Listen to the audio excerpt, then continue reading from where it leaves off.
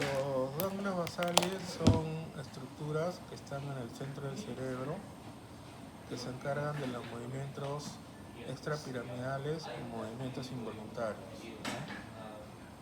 Van a estar formados por varias estructuras. Tenemos el núcleo caudado, que tiene su cabeza, cuerpo y cola. Tenemos el globus pallidus, el putamen, el núcleo subtalámico, el luis y la sustancia negra, que está a nivel del mesencéfalo. Ahora, el globus pallidus se divide en globus pallidus interno y globus pallidus externo. Y a nivel de los ganglios basales vamos a tener dos vías, la vía directa y la vía indirecta, ¿no? La vía directa va a estar formada por el globus pallidus externo, ¿no? Que va a hacer un circuito de feedback a nivel de la corteza, ¿no? Y va a estar mediado por el neurotransmisor glutamato, que es excitatorio. En cambio, la vía indirecta va a utilizar el núcleo subtalámico y va a tener como neurotransmisor al GABA, que es un neurotransmisor inhibitorio, que también va a hacer un feedback a través de la corteza y va a formar lo que se llama la vía indirecta, ¿no? Entonces, cuando se daña la vía directa, vamos a tener una enfermedad. ¿Cómo se llama esa enfermedad? La enfermedad de Parkinson, ¿no? Y cuando se daña la vía indirecta, vamos a tener otra enfermedad que se llama la cualidad de Huntington, que son alteraciones de los movimientos involuntarios. Por ejemplo, cuando un paciente tiene la enfermedad de Parkinson, generalmente tiene un temblor fino, donde mueve los dedos así. Pero cuando el paciente tiene una corea de Huntington, tiene movimientos involuntarios muy bruscos, ¿no? Por ejemplo, tiene estos movimientos así, ¿no? Como si fuera un payaso, digamos. Luego vamos a tener también otras alteraciones, por ejemplo, a nivel del núcleo subtalámico de Lewis, donde el paciente va a tener una alteración que se llama hemivalismo, va a tener movimientos como si estuviera tirando una bala, ¿no? Sí, hemivalismo. O también vamos a tener lo que se llama la tetosis. Cuando se daña el putamen o el globus pallidus, el paciente va a tener movimientos atetósicos de este tipo, ¿no? Así. Son movimientos involuntarios, ¿no? Que no son controlados de forma voluntaria.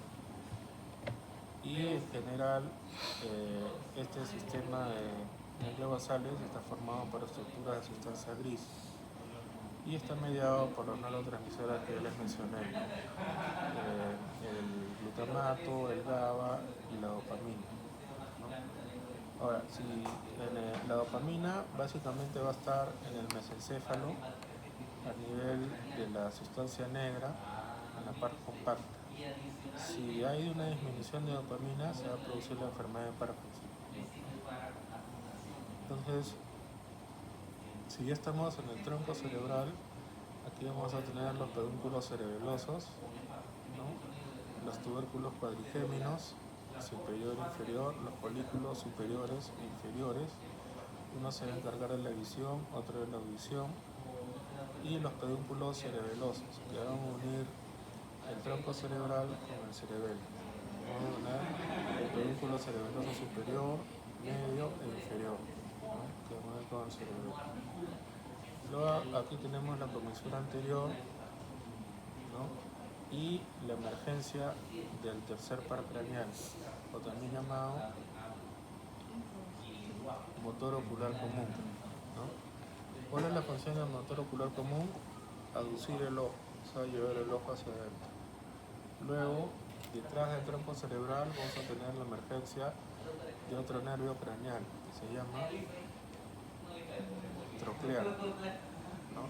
El nervio troclear o patético van a ser detrás del tronco cerebral y su función es mantener a los ojos oblicuos, ¿no? Por eso que cuando el paciente tiene una lesión del cuarto par, va a tener este tipo de mirada, no va a tener que tener una mirada así.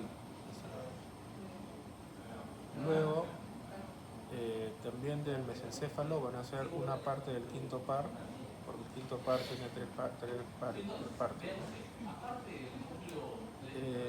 Luego vamos a tener la protuberancia, donde tenemos la emergencia del sexto par, o también llamado motor ocular externo, ¿no? ¿Y cuál es la función del motor ocular externo? La de llevar el globo ocular hacia afuera, o también llamado abducción. Cuando tenemos una lesión del motor ocular externo, el paciente va a tener el globo ocular hacia adentro. Y luego tenemos la emergencia del quinto par, o también llamado trigémino. Trigémino, ¿no? El trigémino va a tener tres ramas, ¿no? La 5.1, que es la oftálmica, la 5.2 maxilar superior y la 5.3 maxilar inferior. Y van a ser de un ganglio que se llama el ganglio de Gasser, ¿no? Esa es la parte motora, perdón, la parte sensitiva. Y la parte motora se va a encargar de la masticación a nivel de los músculos tiroideos o maceteros. Acuérdense que los nervios craneales tienen dos partes, una parte sensitiva y una parte motora. Van a haber nervios craneales motores puros, o van a haber nervios craneales sensitivos puros, o van a haber nervios craneales mixtos. Por ejemplo, nervios craneales sensitivos puros, ¿cuáles conocen? ¿Sensitivos o sensoriales? El oftálmico ocular. Claro, el oftálmico va a ser un nervio sensorial puro, porque solamente se va a encargar de la visión. ¿Qué otro nervio? El auditivo, exacto, va a ser un nervio sensorial, exacto.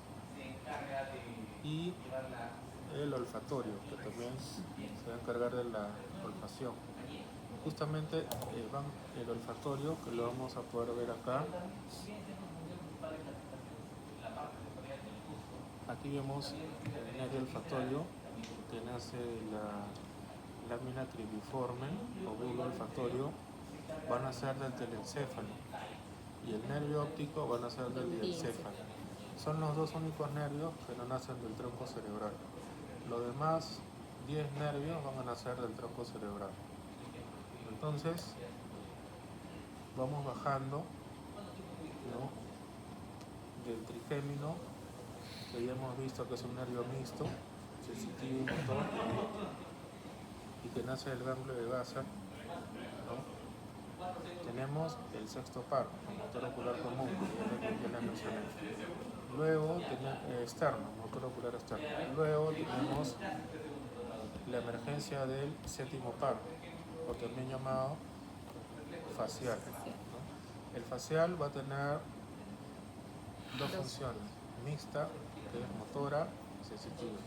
La motora es porque tiene dos partes, una superior y una inferior, ¿no? Ahora, en el área motora, o en el área 4 de Brodmann, donde van a ser el haz córtico-espinal, vamos a tener la emergencia de dos haces, el haz córtico-espinal, que es el haz piramidal, que va a llegar de la corteza a la médula espinal, y el haz córtico-nuclear, que van a ser de la corteza a los núcleos de los pares craneales. Entonces, ese haz córtico-nuclear va a llegar a los núcleos del tercero, cuarto, quinto, sexto, séptimo. Entonces, cuando llega al séptimo par, se va a llamar haz córtico-nuclear del séptimo par. Entonces, si tenemos una lesión por encima del núcleo del séptimo par, se va a llamar una lesión supranuclear. Y si tenemos una lesión debajo del séptimo par, una lesión infranuclear. Entonces, si tenemos una lesión supranuclear por encima del núcleo del séptimo par, vamos a tener una parálisis facial. En este caso se va a llamar una parálisis facial central. Y esa parálisis facial central se va a caracterizar porque el paciente solamente va a tener una desviación de la comisura labial. ¿Sí? Pero si tenemos una lesión debajo del núcleo del séptimo par o infranuclear, el paciente va a tener una parálisis facial periférica, que es toda la cara.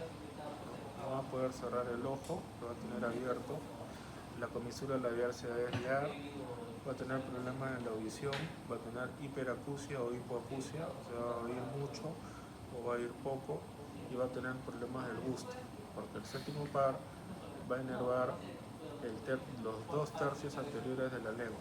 O sea, el paciente no va a poder distinguir si es salado, si es dulce o si es amargo, ¿no? Entonces vamos a tener una parálisis facial central y una parálisis facial periférica, ¿ya?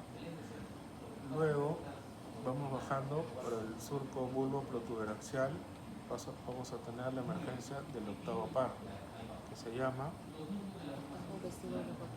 cócleo vestibular. La parte coclear se va a encargar de la audición y la parte vestibular se va a encargar del equilibrio. Entonces, si tenemos una lesión de la parte coclear, ¿qué problema va a tener el paciente? Del equilibrio. No poder caminar recto. Coclear. Coclear. Una sordera, ¿no? No va a poder oír, va a tener lo que se llama una hipoacusia. Va a ser una hipoacusia neurosensorial por problema del nervio o una hipoacusia conductiva por problema del hueso. Y si se daña la parte vestibular, va a tener un problema de coordinación o equilibrio, ¿no? Eso nosotros lo evaluamos con un test que se llama el test de Romberg. Le decimos al paciente que ponga un pie delante del otro con los ojos cerrados, y si el paciente se va hacia un lado o hacia el otro, significa que tiene un test de Romberg positivo, o sea, tiene un daño de la vía vestibular. Pero también el test de Romberg puede salir positivo si se daña la vía propioceptiva, ¿no? ¿Cuál es la vía propioceptiva?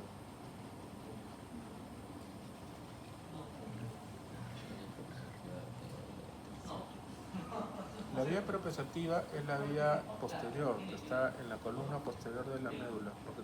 Acuérdense que nosotros tenemos 3 tipos de sensibilidad. La sensibilidad termoalgésica, que está llevada por los haces espinotalámico anterior. El espinotalámico anterior se encarga de la sensibilidad termoalgésica, o sea, del dolor y de la temperatura, ¿no? Algo caliente o frío. Ese haz espinotalámico sube y hace sinapsis con el núcleo ventero-posterolateral del tálamo, ¿no? Y luego llega a la corteza sensitiva. Ese es un haz sensitivo. El otro haz sensitivo es el espinotalámico lateral, que se encarga de la sensibilidad táctil, epicrítica o fina.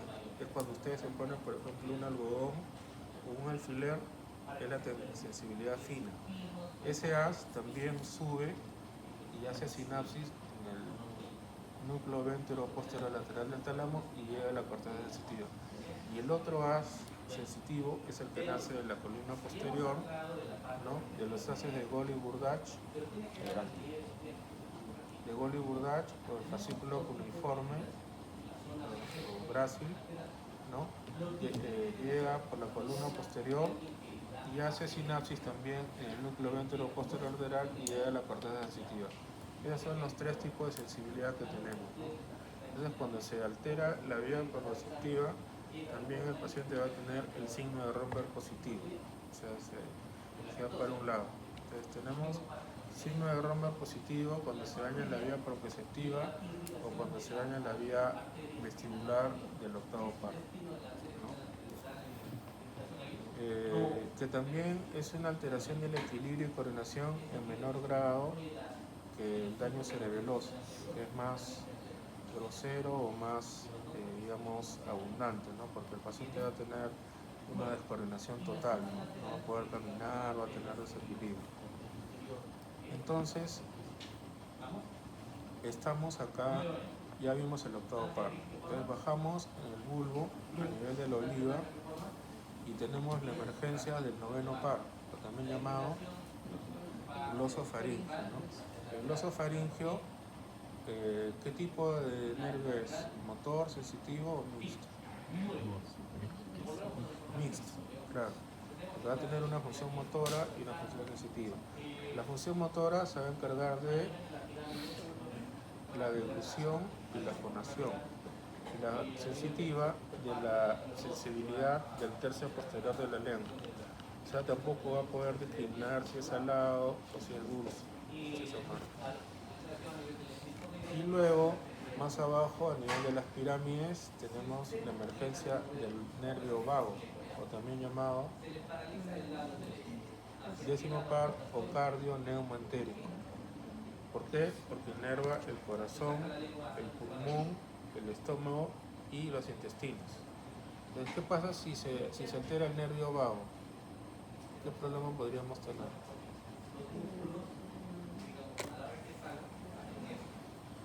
¿Qué pasa si se daña el estómago, por ejemplo?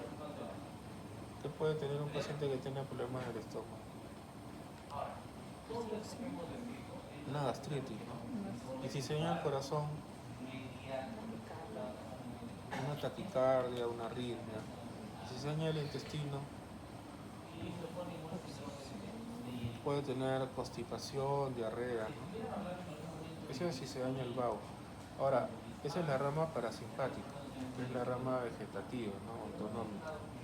Pero también el vago inerva los músculos de la fonación y la ejecución, ¿no? Entonces también vamos a tener disartria o disfagia, igual que el glosofaríngeo, ¿no? Ahora, acuérdense que tanto el vago como el glosofaríngeo nacen de varios núcleos. Por ejemplo, el núcleo motor dorsal del vago, el núcleo ambiguo, el núcleo del tracto solitario, ¿no? Y el quinto par craneal también nace un núcleo que se llama el núcleo espinal del trigémino. Porque acuérdense, creo que ya les mencioné, ¿no? Los nervios craneales nacen de los núcleos que están acá. Ese es su origen real. Pero su origen aparente es cuando ustedes lo ven acá en la muestra anatómica, ven acá como si fueran unos hilos, ¿no? Que salen así. Ese es el origen aparente, pero el origen real es en los núcleos, ¿no? Entonces, de aquí nace, estamos en el décimo par, o vago, o cardio neumoentérico, la rama parasimpática, ¿no? Que puede ser aferente visceral o eferente visceral, ¿no? Motora. Hay vías aferentes y vías eferentes viscerales, que pueden ser sensitivas o motoras, ¿no? Tiene varios núcleos. O sea, el nervio vago es un nervio bien complejo que tiene varias ramas, ¿no? Eso lo tienen que estudiar. Luego tenemos la emergencia del décimo par, o también llamado accesorio o espinal, que se va a encargar del movimiento de los hombros a través de la inervación del esternocleidomastoideo y de los trapecios, o también tiene una rama que se llama el nervio de Arnold, que va a inervar el cuello, ¿no? Y finalmente tenemos la emergencia del hipogloso o duodécimo par, que va a inervar la lengua, ¿no? O sea, el paciente cuando tiene lesión del duodécimo par, la lengua se va a quedar paralizada, ¿no? En el lado ipsilateral, no va a poder mover la lengua. Entonces tenemos 10 pares craneales, de los cuales algunos son mixtos, unos son motores y otros son sensitivos o sensoriales, ¿no? Unos tienen componentes aferentes, viscerales, otros tienen viscerentes somáticos, unos aferentes especiales, motores o sensitivos, dentro de los cuales destaca el nervio vago. Luego tenemos acá a nivel posterior del tronco cerebral los tubérculos cuadrigéminos que ya les mencioné, ¿no? El colículo superior e inferior, ¿no? Y vemos acá el velo medular superior, el velo medular inferior y el área postrema. El área postrema es un área muy importante porque se encarga del vómito y del hipo. Entonces, cuando hay una compresión del encéfalo, ¿no? De arriba hacia abajo, un tumor o un accidente, una hemorragia, comprime el tronco cerebral y el paciente va a tener vómitos, ¿no? Vómitos explosivos. ¿Por qué? Porque está comprimiendo el área postrema, el área del vómito. O también puede tener mucho hipo, ¿no? tiempo que no se dé. Luego tenemos acá el velo medular inferior, ¿no? Y es muy importante saber tanto en la protuberancia como en el bulbo tenemos centros respiratorios que son muy importantes, ¿no? El centro neumotáxico, ¿no? O el centro apnéustico. Entonces, si se daña la protuberancia o el bulbo, el paciente generalmente muere, ¿no? Porque el paciente no puede dejar de respirar, ¿no? O también tenemos el centro del ritmo cardíaco, ¿no? Si el paciente no tiene latido del corazón, no se mueve. Entonces, nosotros, ¿cómo evaluamos si el paciente está en muerte cerebral? Lo evaluamos por 5 reflejos. Primero, evaluamos el reflejo fotomotor a nivel del tercer par. Por eso que el tercer par tiene una rapa parasimpática, o también llamada de Edlinger-Westphal, que dilata o constriñe la pupila, ¿no? Cuando se dilata la pupila se llama midriasis, y cuando la pupila se contrae se llama miosis. Entonces, cuando la pupila se dilata y no responde al estímulo luminoso, se llama midriasis reactiva. Entonces, nosotros le evaluamos con una linterna, ¿no? Le evaluamos al paciente, y si el paciente tiene una midriasis reactiva que no responde, quiere decir que ya está dañado el tercer par o el mesencéfalo, ¿no? O sea, el mesencéfalo ya está muerto. Entonces vamos bajando y evaluamos el nervio trigémino a través del reflejo corneal. Nosotros le ponemos acá una gasa o un algodón y el paciente tiene que cerrar el ojo. Si no cierra el ojo, quiere decir que el reflejo corneal es positivo. Entonces ya la protuberancia ya está muerta, o sea, el quinto par ya está alterado. Luego también evaluamos la protuberancia a nivel del reflejo óculo-vestibular. Acuérdense que los núcleos oculomotores, tanto el tercero, el cuarto y el sexto, están unidos por un fascículo. ¿Cómo se llama ese fascículo? Fascículo longitudinal medial. Entonces, ese fascículo longitudinal medial une a los 3 oculomotores, que a su vez están unidos por el nervio vestibular. Nosotros, cuando le hacemos esto, ustedes también háganse para que vean, le hacemos esto al paciente, los ojos deben ir hacia el lado opuesto. Si hacemos así, los ojos deben ir hacia el lado opuesto. Si el paciente no lleva los ojos hacia el lado opuesto, no se queda en su mismo lado, quiere decir que el reflejo oculomotor es positivo, o sea, ya la protuberancia ya está muerta, ¿no? Y finalmente medimos el reflejo tusígeno y le ponemos un bajalenguas acá al paciente para que tosa. Si no tose, ya el bulbo está muerto. Entonces, con eso confirmamos lo que se llama muerte cerebral. El paciente está muerto y puede ser candidato a ser donante de órganos, ¿no? Puede donar órganos. Puede donar córnea, puede donar su pulmón, corazón, riñón, etc. Y eso lo confirmamos con un test que se llama el test de Apgar, ¿no? Se hiperventila al paciente, luego se le quita el ventilador, se mide el CO2, si el CO2 aumenta, ya se confirma el test de Apgar. Entonces, con esos 5 reflejos que les he mencionado, a nivel del tronco cerebral, evaluamos muerte cerebral. O sea, el término actual de muerte es muerte cerebral, por daño del tronco encefálico. O sea, el tronco encefálico es la estructura más importante del cerebro, porque cualquier daño del tronco cerebral, el paciente puede quedar moribundo o próximo a la muerte, ¿no? En coma, o ya coma superficial o profundo. Estado vegetal o el estado vegetal. Sí, puede quedar en estado vegetal o estado vegetativo, ¿no? Es lo que llamamos estado vegetativo permanente o estado vegetativo persistente. Permanente es si queda en coma durante 3 meses, o persistente si queda en coma durante 12 meses, ¿no? O también hay varios síndromes que se pueden parecer al coma, ¿no? Por ejemplo, tenemos el síndrome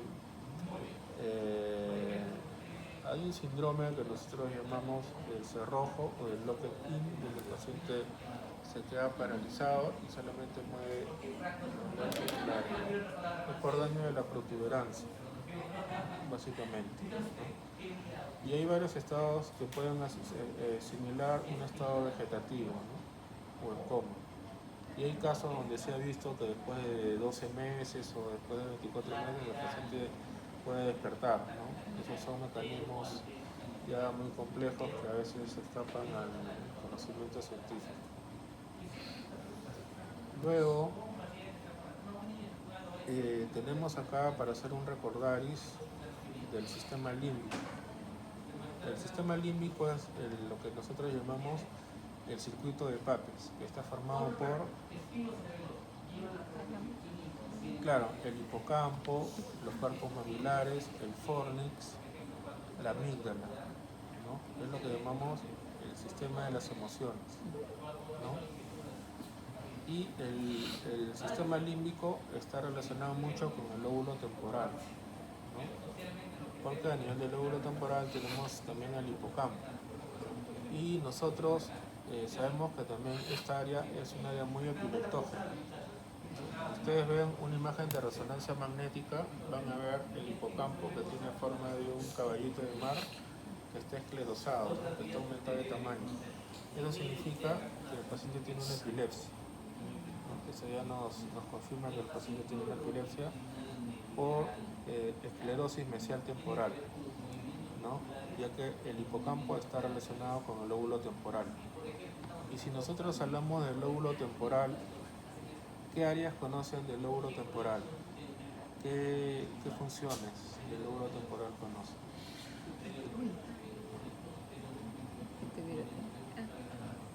Qué raro. El octavo par, ¿cuál es el trayecto del octavo par? Sí, audición. Claro, la audición, ¿no? El octavo par que nace del tronco cerebral, ¿no? De la protuberancia, sigue todo un trayecto a través de los folículos, pasa por el lemnisco y de ahí llega a la circunvolución de Hedge, que está a nivel del área temporal, ¿no?